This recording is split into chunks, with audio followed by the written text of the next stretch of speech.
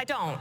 So Governor Desantis, let me go to you. Experts say President Putin has ordered assassinations across Europe, cheated on arms control treaties with the U.S., and seeks to work with China to force our decline. President Reagan believed that if you want to prevent a war, you better be prepared to fight one. Today, the Republican Party is at odds over aid to Ukraine. The price tag so far is $76 billion. But is it in our best interest to degrade Russia's military for less than 5% of what we pay annually on defense, especially when there are no U.S. soldiers in the fight? It's in our interest to end this war, and that's what I will do as president.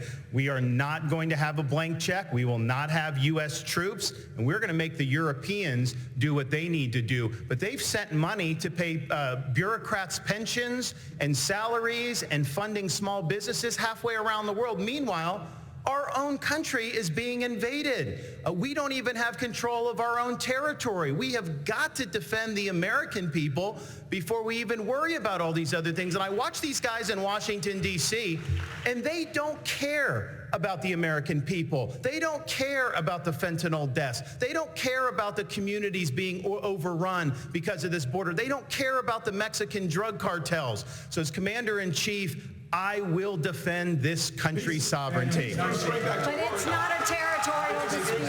It's never been a territorial dispute. And 90% of the resources that we send over to Ukraine is guaranteed as a loan. It is not 90% of the money that we send over there is loan. Well, we can talk about this, but at the end of the day, 90% of the money that we send over there is actually in the form of a loan.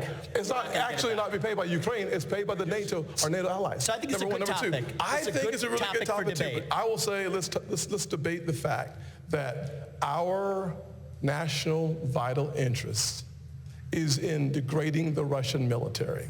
By degrading the Russian military, we actually keep our homeland safer, we keep our troops at home, and we all understand Article 5 of NATO. We have to level with the American people. I thought you said something about waiting until your turn to talk. So hold on. So at the end of the day, I'm going to finish I'll be happy to debate this. And I'll respond. I'll look forward to this one right now. So at the end of the day, when you think about the fact that if you want to keep American troops at home, attack on NATO territory would bring us and our troops in.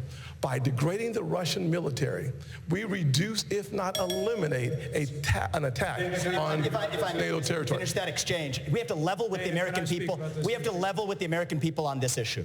The reality is just because Putin's an evil dictator does not mean that Ukraine is good. This is a country that has banned 11 opposition parties. A win that has for actually, Russia is a that win is not for true. China. We're driving Russia. A win for Russia is a win for China. Excuse me, Nick, you'll have a chance. I forgot you like China. That's why you'll have your chance in just a moment. Yeah. The hurling personal insults isn't helping. China is the real enemy, and we're driving Russia further into China's arms. We need a reasonable peace plan to end this, especially this is a country whose president just last week Vivek, was if hailing you let Nazi Putin have Ukraine, that's a green light to China to take Taiwan. We need a Peace reasonable comes plan through strength. We need a reasonable plan.